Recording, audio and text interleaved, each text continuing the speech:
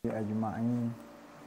قال رب اشرح لي صدري ويسر لي أمري واحلل عقدة من لساني يفقه قولي.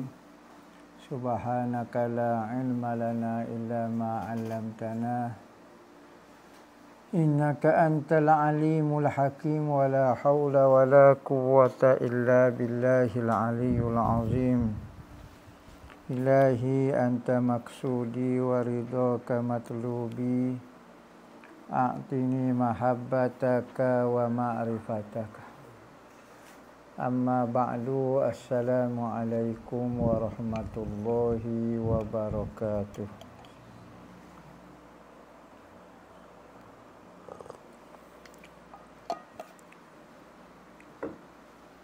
Berkata Al-Imam Al-Allamah Al-Muhaddis Al-Faqih Muhyiddin Abi Zakaria Yahya bin Sharaf An-Nawawi rahimahullahu ta'ala di dalam kitab Arba'in An-Nawawiyah dia, sehinggalah perkataan beliau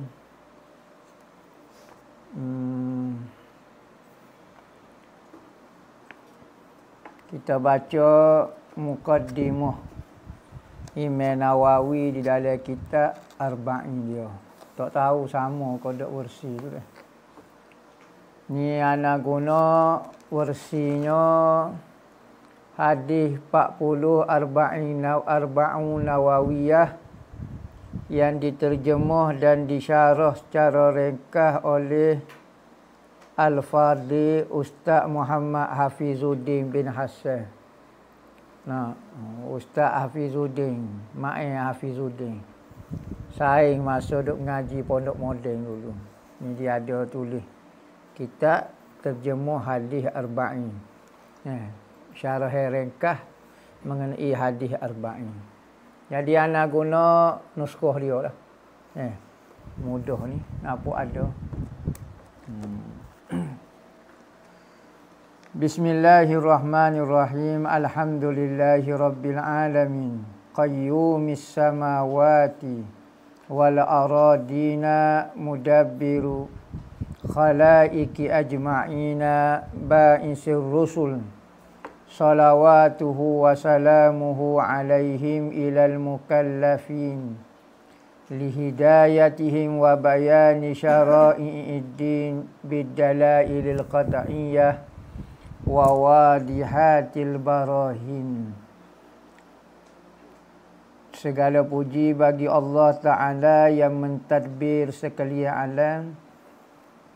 Dialah yang mendirikan semua langit-langit dan bumi-bumi. Dan dialah yang mentadbir semua makhluk, urusan makhluk kesemuanya.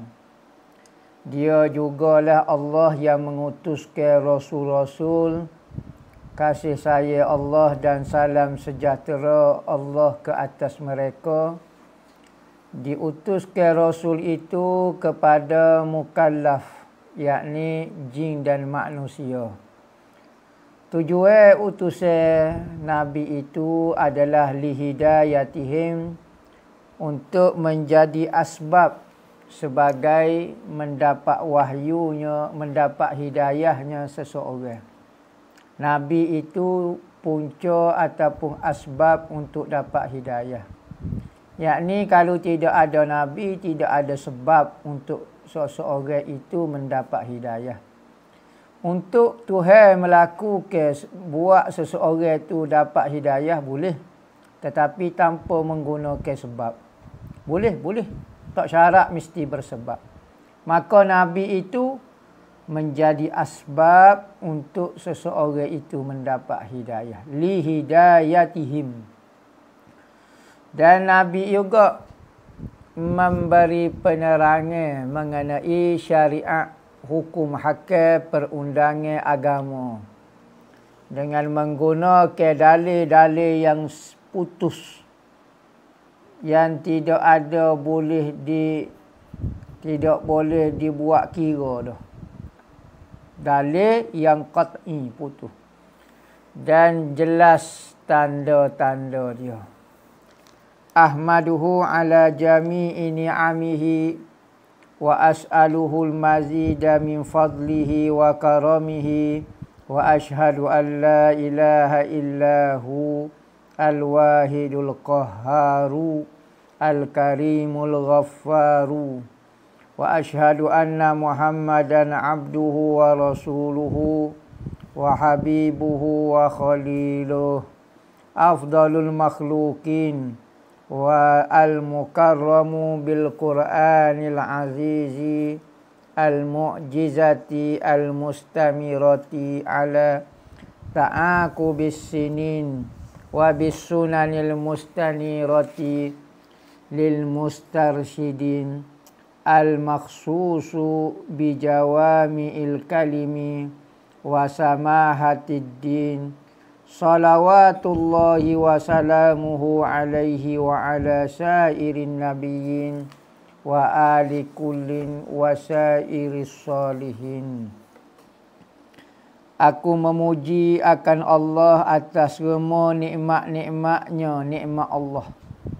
Dan aku meminta daripada Allah akan Allah tambah dengan kelebihannya, kelebihan yang ada pada Allah dan kemurahan dia.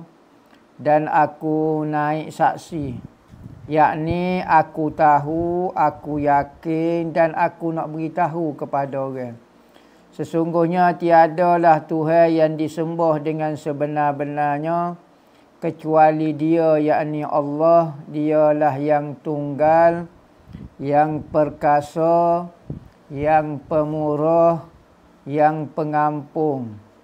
Dan aku juga bersaksi, yakni aku tahu dan aku yakin dan aku nak beritahu kepada orang, sesungguhnya Muhammad itu adalah hamba Allah. Bukan sekadar hamba, dia juga Rasul Allah. Dan dia juga kekasih Allah. Dan dia juga teman Allah Ta'ala. Dialah seafdal-afdal makhluk ciptaan Allah yang dimuliakan Nabi Muhammad itu dengan Al-Quran. Yang sangat hebat, yang sangat mulia. Yang menjadi mukjizat yang berlangsung, yang berterusan menurut perpindahan tahun dan masa. Sentiasalah Al-Quran itu menjadi benda mukjizat. Seilih tahun berganti tahun, Al-Quran tetap menjadi hebat dan mukjizat. Dan dimuliakan Nabi itu dengan sunnah-sunnah yang bercahaya bagi orang yang ingin mencari petunjuk. Dan Nabi juga dikhususkan, diistimewakan dengan jawami'il kalim, yakni percakapan sedikit tetapi syarahannya banyak. Maqalla wa dalla. Satu perkataan sedikit ringkas tetapi makna dia sangat panjang lebar. Dalla. Sama hati din, dan Nabi Muhammad membawa agama yang cukup tolak ansur. Samahah. Sebab tu mufti orang panggil sahibus samahah. Tuan punya yang bertolak ansur. Samahah. Maka agama Islam juga bukan agama yang keras. Cukup lemah lembut, cukup meraihkan keperluan, keinginan manusia, fitrah manusia, selagi mana tidak melanggari tata susila seorang manusia. Maka Islam tidak larang dalam. Salawatullah, kasih sayang Allah dan salam Allah ke atas Nabi dan ke semua Nabi-Nabi dan ahli keluarga masing-masing, yakni keluarga Nabi Muhammad dan keluarga Nabi-Nabi dan semua orang-orang soleh. Amma ba'du, adapun selepas daripada itu, selepas daripada bismillah, selepas daripada alhamdulillah, selepas pada selawat kepada Rasulullah. Faqad rawaina. Ruwina boleh baca, rawaina boleh baca. Faqad rawaina an Ali bin Abi Talib wa Abdullah bin Mas'ud wa Muaz bin Jabal wa Abi Darda wa bin Umar wa bin Abbas wa Anas bin Malik wa Abi Hurairah wa Abi Sa'id Khudri ajma'in min turukin kasiratin biriwayatin mutanawwi'ah. Maka telah kami meriwayatkan ataupun ruwina, telah diriwayatkan kepada kami. Nak terjemah dengan bina majhul boleh, ruwina, diriwayatkan kepada kami. Ataupun kami telah meriwayatkan hadis ini an Aliyin, daripada Sayyidina Ali bin Abi Talib. Yakni Sayyidina Ali ni sepupu kepada Nabi. Ayah kepada Sayyidina Ali nama Abu Talib. Yakni adik-beradik seibu sebapa dengan ayah Nabi, Abdullah. Kedua-duanya, Abdullah dengan Abdul Muttalib ni anak kepada Abdul Muttalib. Abu Talib bin Abdul Muttalib. Nama dia, nama Abdul Muttalib, Syaibatul Hamdi. Syaibatul Hamdi humidal khisaluhu saniyah. Dalam Barzanji kata. Tok Nabi nama Abdul Muttalib. Nama dia Syaibatul Hamdi kerana dipanggil Syaibatul Hamdi kerana dia ini ketika lahir sudah berubah. Maka sebab tu dipanggil Syaib. Syaib maknanya berubah. Berarti Tok Nabi ni lahir ni berubah tu. Gelaran dia Abdul Muttalib. Sebab apa? Kerana selepas daripada kematian ibu ayah dia, Syaibatul Hamdi ni, maka pak saudara dia ambil dia untuk buat balik ke Mekah. Syaibatul Hamdi ni dia duduk jauh daripada Mekah. Apabila meninggal kedua ibu bapa dia, maka pak saudara dia nama Muttalib. Muttalib. Bawa lah anak saudara dia ni ambil pera duduk dengan dia di Mekah. Maka apabila dia ambil anak saudara dia ni susah, miskin, maka dia letak di belakang unta dia. Apabila dia bawa kelik ke Mekah, maka orang tanya, Muttalib, siapa dia tu belakangmu? Dia kata, hamba ni. Sebab orang susah, orang miskin, pakaian dia lusuh, maka pak saudara dia kata, hamba ni. Abdi. Maka lekatlah nama dia, sekali pun lepas pada tu orang tahu tu anak saudara dia, dekat nama Abdul Muttalib. Hamba kepada Muttalib. Seorang yang sangat berwibawa. Tok Nabi ni sangat berwibawa. Orang yang sangat hebat, sangat keramat. Beragama dengan agama Hanif. Yakni agama peninggalan Nabi Allah Ibrahim. Syariatnya ikut syariat Nabi Allah Ibrahim. Dan akidah dia tidak menyembah berhala. Nabi Abdul Muttalib ni dia tak sembah berhala apa dia. Jadi agama Hanif dia panggil. Agama Hanif yakni agama berpegang dengan agama Nabi Allah Ibrahim. Ali bin Abi Talib sepupu. Dia juga merupakan menantu kepada Nabi. Dikahwinkan dengan anak perempuan Nabi yang paling bongsu, iaitu Siti Fatimah. Berkahwinlah dia dengan pak sepupu dia. Ini sepupu Nabi. Sayyidina Fatimah berkahwin dengan pak sepupu Nabi. Wa Abdullah ibnu Mas'ud, ni sahabat besar belakang. Ali bin Abi Talib masuk di dalam kategori sahabat besar. Abdullah ibnu Mas'ud merupakan orang alim di dalam golongan sahabat, termasuk dalam golongan Arba'atu Abadalah. 4 orang Abdullah zaman Nabi yang alim lepas pada meninggalnya Nabi, maka 4 orang sahabat ni banyak mengeluarkan fatwa. Sahabat-sahabat lain hok duduk zaman Nabi sendiri dengar Al-Quran turun pun masih bertanya dengan sama-sama sahabat yang alim. Maka hok banyak mengeluarkan hukum hakam, hok berfatwa. Salah seorangnya daripada 4 Abdullah, nama Abdullah ibnu Mas'ud. Abdullah ibnu Umar, Abdullah ibnu Abbas, Abdullah ibnu Mas'ud, ya ada 4 orang Abdullah. So, ni Abdullah ibnu Mas'udin. Ibnu Mas'ud dipanggil. Dialah yang membunuh Abu Jahal. Abu Jahal. Abdullah ibnu Mas'ud ni tubuh dia tuai kecil, kurus kecil, macam budak dia. Kecil dia ni.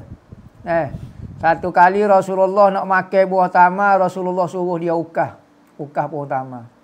Maka dia pun ukah. Apabila ukah dia pakai jubah, selok kain dia, nampak betih dia. Maka sahabat suka. Kecil molek Ibnu Mas'ud. Sahabat pakak suka. Lucu lah mu ni Ibnu Mas'ud. Maka katanya Rasulullah, bakpo mu suka? Sahabat kata, saya tengok betih dia. Kecil macam budak. Maka katanya Rasulullah, sekalipun kecil tapi besar di sisi Tuhan. Keduduk ke Abdullah ibnu Mas'ud. Dia hok bunuh Abu Jahal. Dia kerak tekuk Abu Jahal. Tu cerita Abdullah ibnu Mas'ud. Sayyidina Ali ni macam-macam. Dia lain riwayat menyatakan tubuh Sayyidina Ali paling mirip dengan tubuh Rasulullah. Ada riwayat lagu tu. Ada riwayat kata tubuh Sayyidina Ali ni rupa dia berisi. Tuai kasar, besar gitu. Tubuh setegak molek. Tu sepupu Rasulullah. Wa Muaz bin Jabal. Ni Muaz bin Jabal. Sahabat yang diutuskan oleh Rasulullah ke negara Yaman untuk menyebarkan agama Islam. Pertama Muaz, Sayyidina Ali pun jodoh. Ada berapa banyak sahabat, antaranya Muaz bin Jabal di atas diutuskan ke Yaman untuk berdakwah.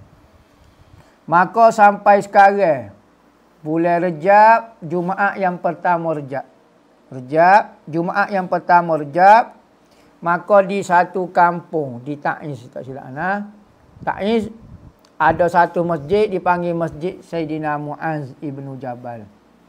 Sayyidina Muaz apabila nak pergi ke Yaman, Rasulullah pesan, Muaz, mu nak pergi ke Yaman ni, mu nak ngajar Islam ni, mu nak ikut gapo dia panduan kamu. Katanya Muaz, ya Rasulullah, saya akan tengok dalam Al-Quran. Hak saya hafal tu, gapo dia hak ada tu.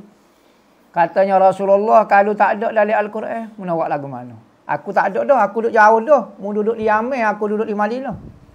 Katanya Sayyidina Muaz kata, ya Rasulullah, aku ikut hadis, ikut sunnah. Katanya Rasulullah, kalau tak ada dalam sunnah, mau nak mana? Quran tak ada, sunnah pun tak ada. Maka katanya Sayyidina Muaz, aku akan ijtihad. Fala ubali. Aku akan kiyah, aku guna kaedah sendiri untuk waktu bik hukum. Maka Rasulullah pun tepuk belakang Sayyidina Muaz. Bagus Muaz. Mu ni orang faham dalam agama. Bukan sumber Quran dan hadis saja. Sumber ijtihad pun juga. Lah ni orang panggil ijma' dan qiyas dipanggil.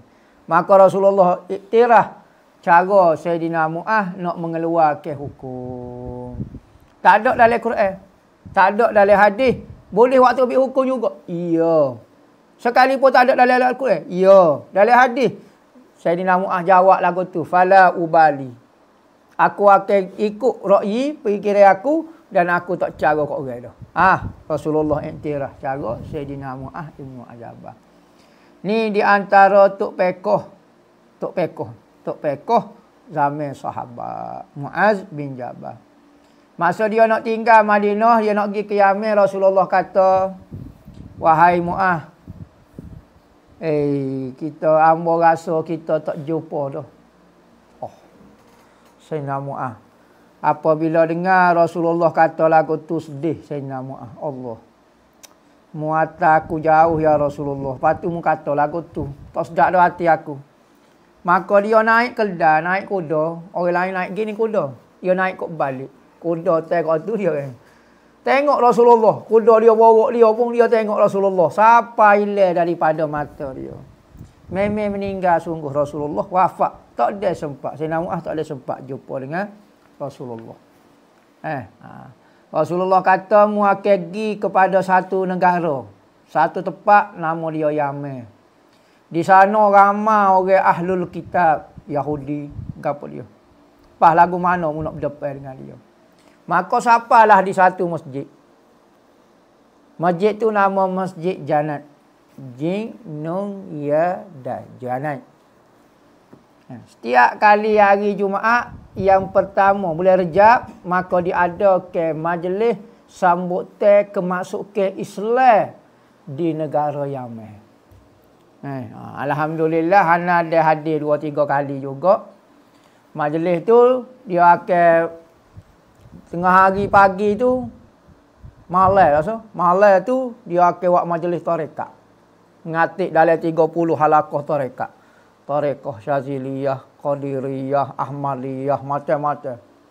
Rifa'iyah. Dalam masjid tu dalam 30 halaqah tarekah. Pagi esok hari Jumaat tu yang mandi ramai-ramai duduk dalam majlis baca khutbah. Tu majlis memperingati kemasukan agama Islam ke Yaman. Hari Jumaat pertama bulan Rejab setiap tahun. Di Masjid Jannat di Ta'iz. Tu Mu'adh ibnu Jabal. Tua dia comel. Mu'adh bin Jabal ni comel. Tipis lah bau dia. Kulit cerah, hidung macung comel. Mu'adh ni comel. Tua sedar-sedar, tak gemuk, tak kurus. Tu Sayyidina Mu'adh ibnu Jabal. Wa Abi Darda dan Abu Darda. Abi Darda nama dia. Ni sahabat besar belaka. Abi Darda ni orang Madinah dia. Ketika Rasulullah berpindah ke Madinah, maka di antara rumah yang Rasulullah pilih untuk dia duduk adalah di rumah Abi Darda. Abi Darda dah. Abi Darda nama dia. Rumah tu sampai sekarang ada. Rasa sampai sekarang ada. Tapi tak tahu takutlah ni dia putus dah. Maknanya baru sangat dia putus. Dalam 10 ataupun 20 tahun lepas. Ada lagi rumah tu. Rumah Abu Darda duduk. Rasulullah duduk. Rumah tu asalnya cerita Abu Darda ni rumah tu dia warisi daripada ibu ayah dia lah. Keturunan dia.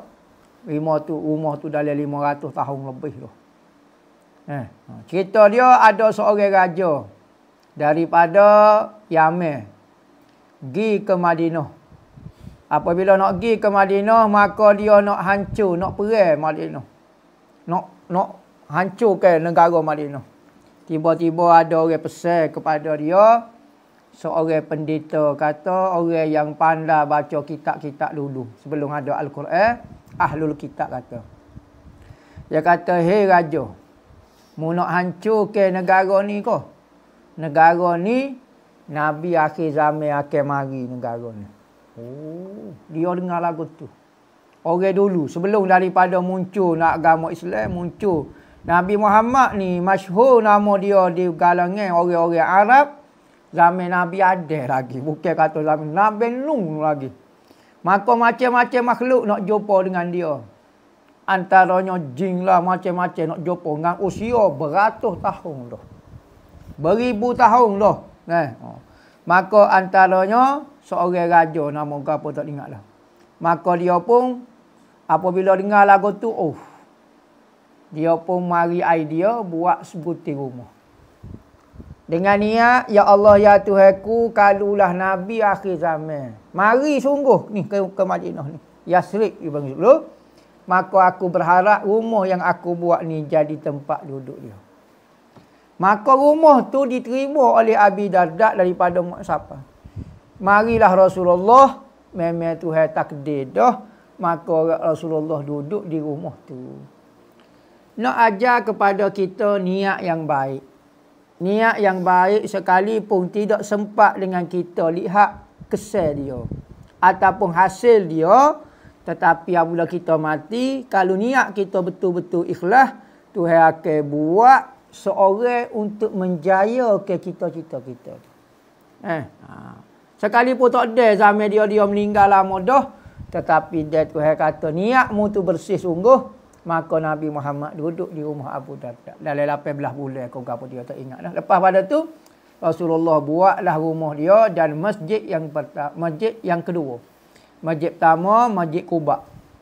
Rasulullah pergi ke Madinah, berhenti di Quba, buat masjid dalam situ. Berhenti di kabilah, tak ingat kabilah apa dia berhenti sembahyang Jumaat dan masuk ke Madinah dan buat masjid. Mula-mula Masjid Quba, masjid yang pertama dalam Islam, masjid kedua Masjid Nabawi. Masjid An-Nabawi. Mungkin Masjid Nabawi ni Nabi buat dengan rumah dia dan isteri-isteri dia.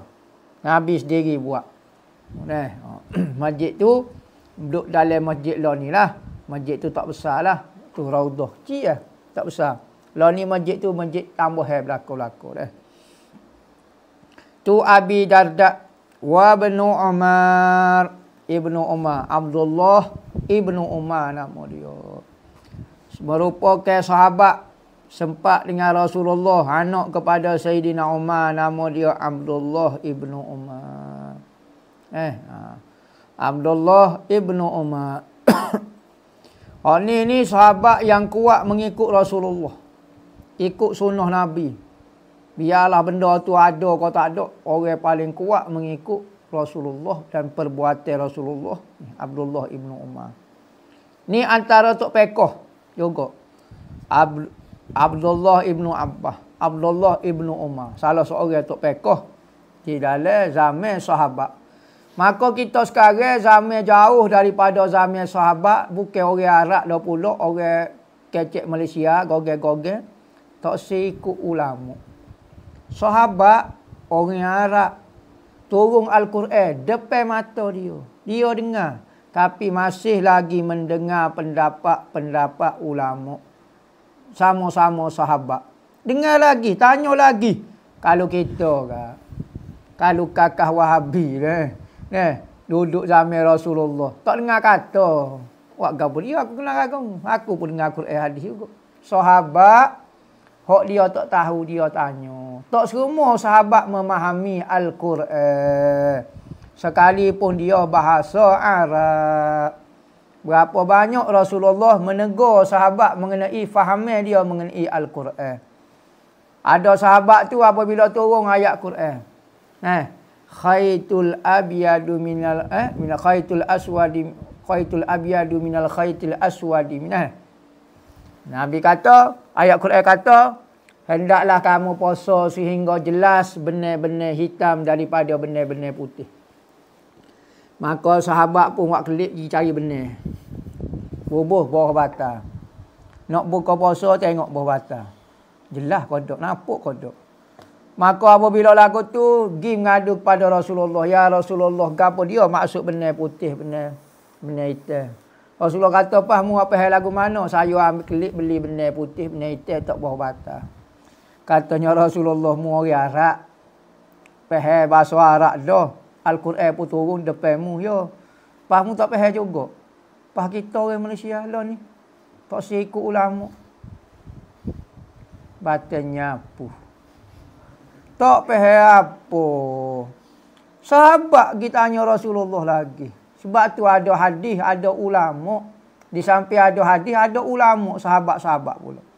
Maka Rasulullah kata maksud benar putih tu tengah hari. Benar hitam tu tengah malam. Yakni mu puasa siapa masuk waktu maghrib temu benar hitam dengan benar putih kata. Jelas biar nampak benar hitam. Nak kata biar jelas masuk malam. Hang buka puasa lah. Biar jelas. Tak nak buka puasa pun start menaik dulu. Lepas tu biar betul ceroh. Baru. Hak ni pula biar betul malam. Baru buka puasa. Biar jelas di antara benda itu. Tu sahabat. Pas kita. PhD. Apa? USB. Apa? BSG. Macam-macam. Sahabat nanya lagi sama-sama sahabat. Jadi lagu tu lah belajar ni kena ajar rendah diri. Ilmu ni Allah Ta'ala kepada orang lain banyak lagi pada kita. Wa fauqa kulli zi ilmin alimun. Ibnu Abbas gelar dia Hibrul Ummah. Hibrul Ummah.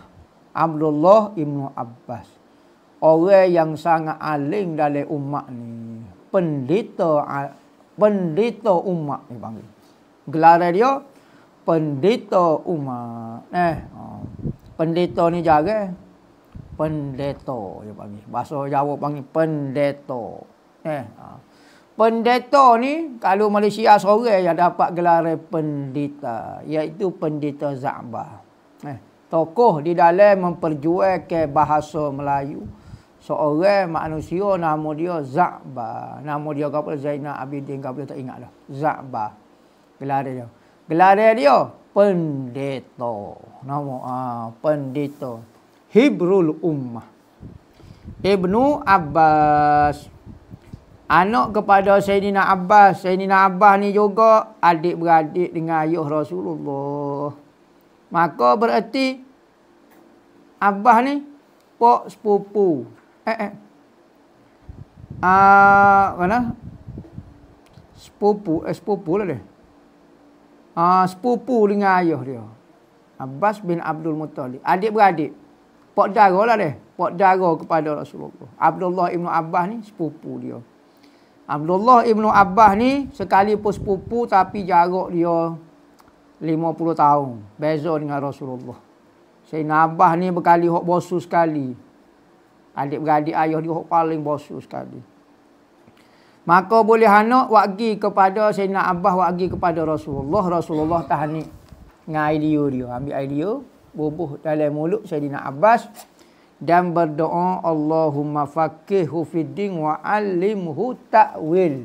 Ya Allah beri dia faham dalam agama. Dan beri dia alim dalam mentakwil. Ada orang lah ni tak terima takwil. Takwil ni adalah karut, sesat. Tu Nabi doa mentakwil. Maka Sayyidina Abbas apabila orang berdebat dengan ayat mutasyabihat, maka dia sebut ana minar rasikhin. Aku salah seorang daripada orang yang mendalam ilmunya yang faham maksud ayat mutasyabihat.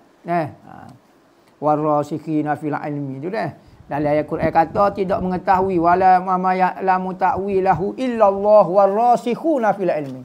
Tidak mengetahui takwil di dalam Al-Quran kecuali Allah dan warasikhun dan orang yang rasikh dalam ilmu. Maka Sayyidina Abdullah Ibnu Abbas kata ana minar rasikhin. Aku salah seorang paling. Tu Ibnu Abbas. Wa Anas bin Malik. Sahabat Anas bin Malik. Kalau imam mujtahid, Malik bin Anas. Terbalik. Yang terbalik. Anas bin Malik, jangan baca. Malik bin Anas bin Malik. Terbalik. Ataupun Anas bin Malik bin Anas. Terbalik. Anas bin Malik ni sahabat. Anas bin Malik ni khadam Rasulullah. Sayyidina Anas. Duduk dengan Rasulullah ketika berpindah Rasulullah ke Madinah. Siapa ke Madinah, maka ibu Sayyidina Anas wak mari kepada Rasulullah. Ni anak saya, umur dia baru 10 tahun.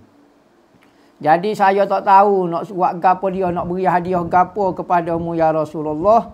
Saya beri anak saya untuk khidmat di rumahmu. Suruhlah mu nak suruh beli kau, nak suruh nyapu rumah kau buatlah. Dia akan jadi khadim rumahmu. Lama mana dia khidmat? 10 tahun. Daripada umur 10 sampai umur 20 tahun. Tu Sayyidina Anas bin Malik. Banyak cerita-cerita dalam rumah dan rupa Rasulullah Sayyidina Anas. Sebab apa? Dalam rumah. Budak kecil boleh main. Masuk dalam rumah tak apa. Dan dia ni khadam Rasulullah Sayyidina Anas. Orang lain tak boleh masuk. Man khadam qadam. Siapa dia yang rajin berkhidmat, dia akan terkedepan daripada orang lain. Tepat tak boleh masuk, dia boleh masuk. Dia khadam kan. Tak semua boleh masuk. Maka Sayyidina Anas bin Malik antaranya. Wa Abi Hurairah. Abu Hurairah gelar Abdurrahman bin Dakhil. Abdurrahman bin Sakhrin. Nama dia. Gelar dia Abu Hurairah. Hurairah maknanya kucing kecil. Hirratun kucing. Hurairah maknanya kucing kecil. Yakni bapa kepada kucing kecil. Abu Hurairah ni suka kepada anak kucing. Jadi ni kadang-kadang Rasulullah, Sayyidina Abu Hurairah mari temu Rasulullah, tengok tangan dia gerak. Abu Hurairah ni tangan ni lengan dia besar. Sebab nak buat buh kucing, nak buh gapo macam-macam. Dia minat duk je. Maka Rasulullah tengok minat sungguh membuh anak kucing dalam lega ni. Maka Rasulullah gelar ke dia bapak kucing. Kita kalau panggil bapak kucing, marah. Tapi sahabat berbangga. Kerana apa? Rasulullah wi nama tu. Bapak kucing. Maka sahabat pun siapa nama dia asal tak kenal. Benar dapat gelar Abu Hurairah. Hak ni duduk dengan Rasulullah sepanjang masa. Tak kerja, tak gapo, duduk dengan Rasulullah, tidur bangun di masjid Nabi. Kerja dia tidak buat sebagai pekerjaan ahlus suffah dipanggil. Duduk di serambi masjid Nabi, tidur bangun situlah maya Jumaat ngaji dengan Rasulullah. Orang ikut macam Rasulullah dia lah. Tak kerja. Orang lain ada kerja. Sayyidina Abu Bakar ada kerja. Tanya petang baru mari. Hak ni 24 jam duduk dengan Rasulullah. Rasulullah ada makanan, Rasulullah makan ramai-ramai. Tak ada makanan, kita lapar ramai-ramai. Begitulah budaya pondok. Makan ramai-ramai, tak makan pun ramai-ramai. Badi tu duduk dengan Rasulullah. Jadi hak pengasah pondok yang pertama Rasulullah. Pelajar dia kadang-kadang 400 orang. Kadang-kadang 40 orang. Lebih kurang lagu tu lah. Lah ni kalau kita pergi Madinah, ada satu tempat dia panggil Dekeh. Dekeh ni macam serambi tinggi sikit. Kiblat, mimbar Nabi, hujrah Nabi. Belakang hujrah betul, ada satu serambi. Tu tempat ahlu sufah duduk. Bolehlah duduk dalam 2 sah kali. Muat dalam 2 sah, panjang gitu. Bolehlah awak duduk situ. Ambil berkat ahlu sufah. Maka ahli-ahli sufi, antaranya ulama kata bakpo dipanggil sufi kerana dia meminati cara hidup ahli sufah. Maka jadilah dia ahli sufi. Antaranya Abu Hurairah. Abu Hurairah kata masa amo belajar dengan Rasulullah, duduk dengan Rasulullah, kadang-kadang tak ada makanan. Apabila tak ada makanan, tanya orang mari semaya di masjid, pok kita urung, takut-takut ada orang nak tanya makan dah kau, duk ngaji pondok ni, lapar ke? Ya. Wak lolok buang dengan Sayyidina Abu Bakar tak layan. Buang dengan Sayyidina Umar tak payah lagi kata, hamba lapar ni.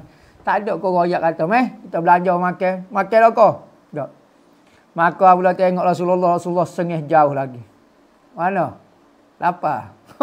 Petang hari lagi Rasulullah tahu dah. Maka katanya Abu Hurairah lapar ya Rasulullah. Nanti betah. Rasulullah masuk dalam rumah dia tanya, ada makanan ke tak? Katanya isteri dia ada orang wi susu kepada kita ya Rasulullah dalam semakuk. Katanya Rasulullah mari. Maka katanya Rasulullah panggil Abu Hurairah. Berapa orang pun kita lah ni? Hok ngaji. Dalam 80 orang, kau 100 orang, kau gitulah. Rasulullah kata panggil 10 orang minum susu ni. Abu Hurairah kata, mau jauh bagi. Panggil 10 orang suap. Minum, biar kenyal. Minum kenyal, tunggu amuk air. Minum pula. Gila tu, mai pula. Abu Hurairah kata, sudahlah. Aku dah lapar. Khidmat kat orang pula. Kok last sekali, gila dah tak habis dah. Lapar dah kali ni. Apa pada sudah berlaku habis tu. Maka Rasulullah kata, ke mana ada lagi susu? Ada lagi ya Rasulullah. Tak kosek susu. Mukjizat mula. Rasulullah kata, Abu Hurairah, dari hati duk ayat lapar. Makan. Minum. Rasulullah katanya Abu Hurairah, mula ya Rasulullah minum. Mungkin lapar kan? Minum. Katanya Rasulullah kata, minum lagi. Katanya Abu Hurairah, segelah dia. Minum. Katanya Rasulullah, gum washrab. Bangun, minum. Bangun boleh caca. Dia manusia ni kalau makan sampai caca habis ni. Minum boleh caca. Bangun caca. Maka ada ulama kata kalau minum susu sunat sambil berdiri. Sebab Nabi kata gum washrab. Bangun caca dan minum. Ada ulama kata tak, susu kau apa sunat minum sambil duduk juga. Ada kata air Zamzam disunatkan berdiri sebab Nabi tunjuk Nabi minum sambil bercaca. Maka ada riwayat jadi nak caca boleh. Kalau air lain tak sunat. Jadi susu dengan air Zamzam ada riwayat kata minum sambil caca. Kelop. Maka Rasulullah kata, minum lagi. Maka siapa Abu Hurairah kata, boy ya Rasulullah. Susu dia nak tubik dah kau ni. Kenyai tu ajuk dah. Nak macuk dah kau celah-celah jari ya Rasulullah. Tu Abu Hurairah. Minum mukjizat Nabi. Bukan minum susu. Susu dia minum. Dia minum susu. Susu habis lama. Dia minum ke apa? Belum. Tu sahabat boleh iman. Tu terang kita minum air sekerbel untuk menali. Air. Ni air mukjizat Nabi. Kata ke mana? Pada iman dia lagu tu. Wa Sa'id bin Khudri. Sa'id al-Khudri. Ajma'i min turukil kasirah. Daripada tarik-tarik meriwayatkan yang banyak dengan riwayat yang bermacam. Apa dia hadis dia bunyi? Anna Rasulullah sallallahu alaihi wasallam qala man hafiza ala ummati arba'ina hadisa min amri diniha ba'asahu Allah ta'ala yaumal qiyamah fi zumratil fuqaha'i wal ulama. Nabi kata, hadis riwayat daripada saat ni, sahabat-sahabat saat ni. Nabi kata siapa dia yang menghafal daripada umatku 40 hadis. Ni asas silah nak timbul hadis 40. Nabi sebut je apa 40 hadis. Daripada urusan agama dia, berkait dengan agama, hadis berkait dengan agama 40 hadis. Maka Allah Ta'ala kelebihan dia ke apa? Tuhan akan bangkitkan dia pada hari kiamat di dalam golongan tok pekoh dan orang-orang alim. Maka nak dapat gelaran fuqaha dan ulama cukup hafal 40 hadis daripada hadis Nabi. Hafal banyak lagi-lagi lah. Hafal 40 hadis pun sudah diberi gelaran ulama dan fuqaha. Bila? Atas dunia memang orang tak kata kita orang alim. Apa hadis arba'in? Yang suka dia orang baru. Bukan ulama, bukan fuqaha. Tetapi kelebihan dia di hari akhirat masuk golongan ulama fuqaha dah. Tu nak kata besarnya apa hadis Nabi. Tu apa 40, apa 400, apa 4,000, apa 400,000, apa 4 juta, apa 4 bilion hadis. Banyak lagi lah. Tu kelebihan. Tu antara sebab Imam Nawawi pilih 40 hadis saja. Kerana nak dapat kelebihan ni yang sangat besar. Wa fi riwayatin, dalam riwayat lain, ba'asahallahu faqihan aliman. Tuhan bangkitkan dia dalam keadaan tok pekoh yang alim. Dunia dah bukan dunia. Ni di akhirat. Gelaran-gelaran ni dia akan boleh di hari akhirat kerana hafal 40 hadis. Wa fi riwayati Abi Darda, riwayat Abu Darda kata kuntu lahu yaumal qiyamah syafi'an wa syahida. Katanya Rasulullah, aku pada hari kiamat akan jadi penolong dia dan menjadi saksi kepada dia. Apa 40 hadis. Wa fi riwayati Ibni Mas'ud wallahu a'lam. Tak tahulah sama kodok tu naskah. Ustaz, saya nampak ramai orang dalam media sosial duk caci maki hina ustaz. Gerai sungguh saya. Tapi saya nampak ustaz relax je. Kalau orang lain buat serangan balas dah, kalau orang lain buat serangan balas dah, sama ko. Bapa ustaz tak sama ko set dia. Ko apa tindakan ustaz? Mohon nasihat untuk kami sebagai murid. Gini, kita ni nak hadapi orang duk kata kita, nak kata ke mana? Kita nak sekat dia, payah. Nabi Muhammad royak dah. Semua perbuatan kita akan dinilai oleh Tuhan. Baik, buruk, kita fitnah orang, kita mengajar salah, kita karuk, kita lipat, kita menipu, akan dijawab dan dipersoalkan depan Tuhan. Bukan tugas manusia nak mempersoalkan orang. Kalau kita mengajar tu betul dah.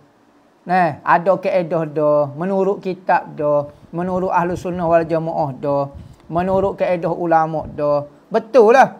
Maka teruskan. Tak perlu penilaian daripada makhluk. Ikutlah.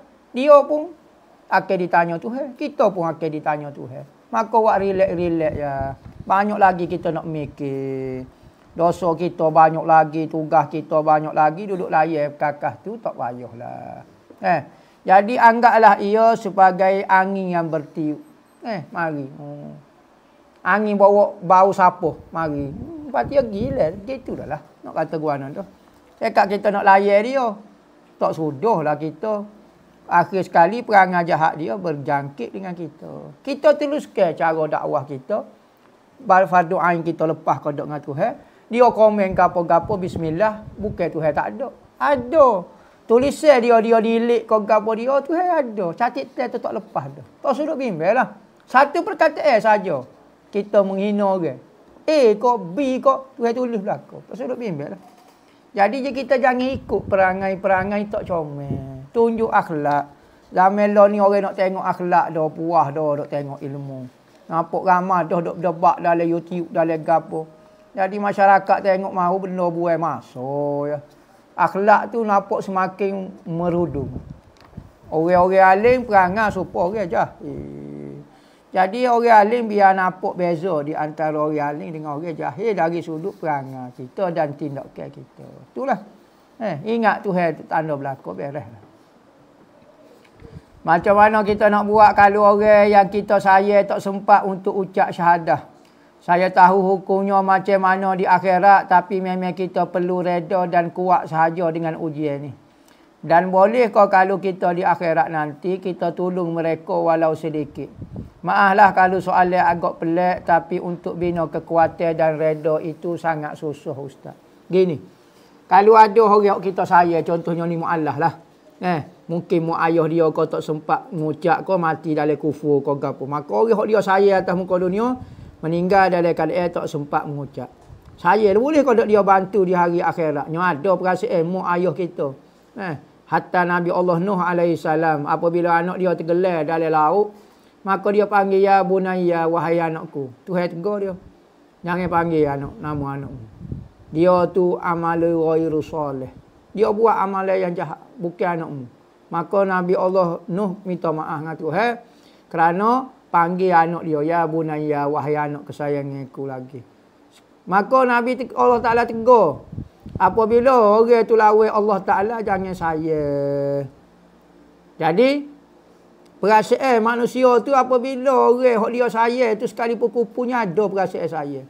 Boleh tolong kau tak? Gini, masalah orang kafir ni boleh disyafaat kau tak ataupun tak boleh. Ada riwayat kata orang kafir boleh ditolong, boleh. Dalam neraka boleh. Cuma untuk keluar daripada neraka tak boleh. Tapi untuk ringan boleh. Untuk ringan ke azab dia boleh. Tapi untuk keluar ke dia tak boleh. Sebab Tuhan janji dah orang kafir ni Tuhan tak akan maaf, Tuhan tidak akan keluar daripada neraka. Tu perjanjian gezek dah orang kafir kena duduk dalam neraka. Mana kalau azab ringan, berat, hak tu mungkin boleh ngajah lagi. Gitu dah lah. Cuma bersyukurlah kita sudah dapat iman. Keduanya, belajar suka apa yang Tuhan suka, benci apa yang Tuhan benci. Tuhan suka iman, belajar suka kepada iman. Siapa dia yang beriman? Saya suka. Belajar benci apa yang Tuhan benci. Yakni kufur Tuhan marah. Maka belajar marah kepada kufur sekalipun ia adalah orang yang kita sayang. Belajar. Biar sama. Saya kita, benci kita. Barulah jadi orang yang dapat naungi aras Tuhan. Orang yang sayang kerana Allah, benci kerana Allah. Payah lah. Biasa lah. Nak kata gua memang payah. Apa hukum makan sembelih ahli kitab? Ada ustaz cakap kalau Kristian sembelih pun boleh makan sebab dia ahlul kitab, mohon penjelasan. Ni khilaf ulama. Hak sehunya di dalam mazhab kita, ahlul kitab yang boleh makan yakni ahlul kitab zaman dulu. Yang berpegang dengan agama ahlul kitab asli. Yahudi asal, Kristian Nasrani asli, Masihi asli. Yakni beriman dengan Tuhan lagi, cuma tak beriman dengan Nabi Muhammad. Dia duk beriman dengan Nabi Isa. Sebab Nabi dia tak boleh nak terima. Nabi baru ni tak boleh nak terima. Manusia lagu tu lah. Kalau sepok dia ke orang lain sekalipun lebih hebat, dia tak boleh nak terima. Maka apabila lagu tu dia kufur dengan Nabi Muhammad saja, dengan Tuhan tu dia itu lagi. Maka ahlul kitab gitu dulu. Macam Yahudi ke apa dulu yang lagu tu. Beriman tapi jadi kafir juga sebab dia lawan Tuhan. Engkar dengan Nabi yang baru ni. Nabi Isa dia beriman. Nabi Daud, Nabi Sulaiman pun dia suka belakang. Cuma dengan Nabi Muhammad. Boleh makan ahlul kitab sembelih dia, kita boleh makan. Cuma ahlul kitab jenis beriman lagu tu hampir tidak ada dah. Ahlul kitab lah ni, orang Yahudi lah ni bukan beriman dengan Tuhan dah, beriman dengan mungu lain, sembah mungu lain dah, jadi sembah. Kristian pun sembah Yesus pula, sembah Nabi Isa. Tu karuk tu. Tu bukan agama ahlul kitab asli. Kalau dia orang Cina masuk agama Kristian tak boleh makan. Ada kata kena orang Yahudi asal. Keturunan dia memang keturunan asli Yahudi ataupun Nasrani. Kristian. Baru boleh makan sembelih dia. Kalau baru masuk, India masuk Yahudi. Yahudi jarang masuk. Masuk Kristian. Cina masuk Kristian. Sembelih. Tak boleh. Tak boleh kita kata Kristian sembelih tu boleh makan. Tak boleh makan tu. Tak ada dalam kitab sebut. Jika kita selalu bercakap, berdoa dalam hati, kita tidak kira situasi. Adakah itu menepati maksud bermanja dengan Tuhan? Ikutlah nak panggil ke apa istilah. Nak munajat dengan Tuhan, kau manja dengan Tuhan. Jadi manusia ni biar ajar lagu tu. Gapo-gapo detik lalu Tuhan lalu. Teringat lalu Tuhan. Tak ada pitih. Ya Allah ya Tuhanku. Teringat lalu. Tak ingat kau kerja, teringat Tuhan lalu. Ya Allah ya Tuhanku, aku tak ada pitih. Pitihnya aku tak usir ya Allah, tapi aku nak makan sebenarnya. Makan pun aku tak usir sebenarnya, aku nak kenyang sebenarnya. Patut kenyang ni apa dia nak tu saja sebenarnya. Ya gitu, ya jelas lalu Tuhan. Mungkin nak kerja sangat ya Allah ya Tuhan. Kalau kerja tak ada pitih, penat juga. Kalau boleh pitih tak boleh makan, penat juga. Kalau boleh makan tak boleh telan, penat juga. Kalau tak boleh telan, tak boleh minum air, penat juga. Jadi nak gapo dia? Tak tahu ya Allah ya Tuhan. Peninglah aku. Jadi nak kecekkan Tuhan gitu tak apalah, tak ada masalah apa. Saya nak tanya apa hukum kalau seorang itu suka mengumpul harta seperti pinggan makuk, pakaian, barang-barang yang tak dipakai dah. Sebagaimana dan sebagainya. Tanpa mahu memberi sedekah. Seliu bagi orang itu. Atau buai kerana tidak pakai lagi. Mohon tuan guru jelaskan. Yang mengamuk kali. Bini dia minat kumpul barang. Serabut dah dia penuh. Bukok mari penuh. Bukok goni penuh. Kalau dapur penuh dengan pinggan makuk. Tak atas pala, tak atas meja pun. Bukan makan pun. Makan pinggan plastik tu. Kok pinggan gom hanya sepainya tunjuk ke apa dia. Baju pula pakai kok cari tu. Kok bitik sawah tu. Kok baru-baru pakai jaga-jaga. Bahasa jenis gila sungguh. Orang pakai kok baru. Siap tahu apa tu. Tak. Pening juga. Maka ngamuk ni. Orang tahu umur dia ngamuk. Kadang-kadang orang jatuh minat lagu tu. Kadang-kadang orang tino minat lagu tu. Apa hukum dia? Harta dia. Hukum dia ni sipel. Jadi nak kata bazir. Kadang-kadang dia pakai juga nak kata bazir. Cuma afdal. Dari sudut afdalnya. Kalau benda tu lebih, beri kepada orang. Afdalnya. Baju kita boleh pakai misalnya. 5 lah. Cukup lah tu. Baju pakaian kita nak gila-gila. Okey. Pakaian tengok buka. Ada 200 lah. 5 lah, 200 lah. Kira berapa? Berapa lah lagi? 195 lah. Hak tu kena sedekah kat orang. Tinggal 5 lah sahaja. Ni kita boxer saja tu. Pening kepala. Boxer saja setambung kalau basuh. Tak tahu nak pakai hok mana. Sebulan tak jumpa lagi hok baru. Lepas tu nak pakai hok selatu hok cari. Penat juga buat kita. Jadi kena sedekah kat orang lah, tapi sedekah pun buat usaha jangan nak sedekah lah. Sedekah hok munasabah. Gitu ikutlah benda-benda hok membazir tu, hok tak guna tu, afdalnya beri kepada orang. Kalau dia tak sewi pun jangan paksa dia. Orang kata tak apa lah ni. Nak beri kat saya ni. Nampak syah dia pun banyak main. Masalah juga. Tuan kurang saya ni. Saya selalu mimpi buruk. Contohnya mimpi kena sihir macam-macam. Semua amalan ijazah, amalan saya amalkan sebelum tidur untuk elok gangguan. Baca ayat kursi. Baca ayat kursi sebelum tidur. Baca amanah Rasul. Baca kuliah. Baca kuallah, kuliah falak, kuliah a'udzubillah. Baca. Lepas tu siup. Sapu tu kita. Amal ayat kursi tiap kali lepas sembahyang. Lagu tu. Ataupun baca ayat kursi 170 kali. 71. 171 kali. Ataupun 170 kali. Tanya tahajud baca ayat kursi. Untuk amalan supaya jin tak mari dekat. Amal ke rajin berselawat. Selawat tafrijiyah ko. Selawat taziyah ko. Boleh berlaku. Selawat nariyah. Ada selawat tu dipanggil nariyah. Selawat api. Sebab cepat sangat kesal dia. Supaya api dah melarak seru. Ataupun dipanggil selawat tafrijiyah. Adakah boleh berjual beli pada waktu Jumaat? Penjual adalah wanita. Tetapi pembeli adalah lelaki. Sedekat alasannya musafir. Sebelum subuh dia musafir. Selepas subuh dia musafir. Mohon pencerahan. Apa hukum jual beli itu sah? Tak ada masalah apa sebab kedua-duanya uzur. Orang yang haram jual beli adalah orang yang wajib dengan khutbah Jumaat. Maka jual beli dia haram. Tapi jual beli itu sah tapi haram kerana sepatutnya dia dengar khutbah. Ada riwayat kata haram dan tidak sah. Kok muktamad haram saja, sah jual beli itu. Apakah doa yang boleh diamalkan, dibaca usaha mengelakkan terkena serangan angin ahmar? Amalkan selawat bismillah ni. Bismillahirrahmanirrahim al-basi allazi laisa kamitslihi syai'un. Baca amal bismillah ni banyak-banyak. Sebanyak mungkin bismillah ni. Padalah doa-doa angin ahmar ada disebut di dalam kitab-kitab. Amalah ada amalan angin ahmar baca sekali seumur hidup. Ada baca sebulan sekali. Macam-macam lah. Boleh ustaz cerita pasal lembu merah? Sudah. Yang dikatakan telah lahir dan tunggu untuk disembelih. Banyak kali dah hamba sembelih ni. Hari Rabai ni banyak dah lembu warna merah so. Sudahlah. Dia mula tunggu ke apa dia? Tunggu lembu merah apa pun. Tak tahu hamba ni cerita pasal lembu merah ni tak tahu ke apa dia. Hamba tahu Red Bull. Air Red Bull tu, Red Bull nama. Lembu merah juga tapi tak ada orang tunggu tak ada ke apa dia. Tapi hamba tak tahulah cerita pasal lembu merah tu ke apa dia. Tak pasti cerita dia. Saya ingin bertanya ketika Rasulullah Isra' Mi'raj, adakah Nabi melihat Allah zahir dan batin? Ya. Ada riwayat ulama kata Nabi tengok secara zahir batin. Tengok dia lah.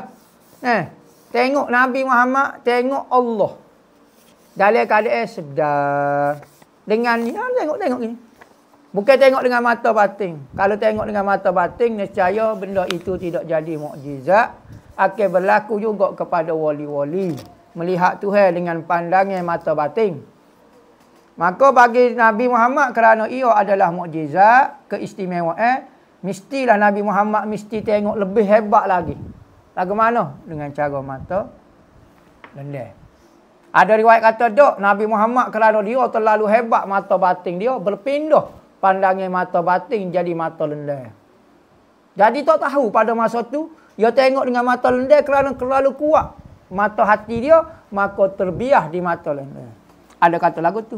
Jadi hak penting tak apalah Nabi Muhammad lepas ni kita jumpa di syurga tanya dia sendiri. Tengok sungguh pada. Orang tanya gitu. Tanya sungguh hak tu tentu paling tepat sekali. Tetapi hujah ahli sunnah wal jamaah lagu tu Nabi Muhammad tengok kan.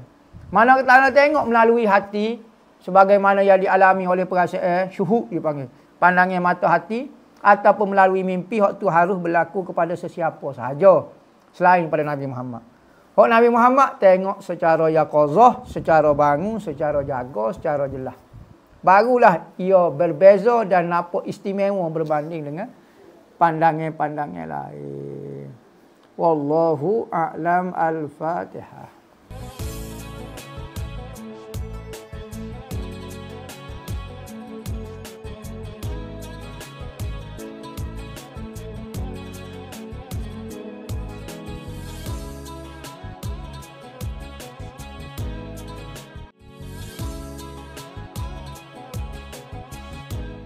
Kita telah habis sebanyak dalam 200,000 dan kita masih memerlukan 280,000 lagi untuk menyiapkan tambahan daripada masjid yang kita sedia duk guna sekarang. Masjid tambahan ini adalah keperluan untuk pelajar-pelajar belajar. Kerana pertambahan pelajar maka memerlukan ruang yang sangat besar. Saya dipertanggungjawabkan untuk mengikut amanah untuk menguruskan Madrasah Ribat Al-Mustafa merayu kepada saudara dan saudari untuk menyumbang kepada pembangunan masjid yang sedang kita buat. Maka saya berharaplah sebagaimana Allah Subhanahu Wa Taala menyebut di dalam Al-Quran, sesiapa yang ingin memberi pinjam kepada Allah Subhanahu Wa Taala. Allah Taala menggunakan perkataan Allah Taala nak meminjam harta kita. Lemah lembutnya Allah Taala untuk mengambil harta seseorang.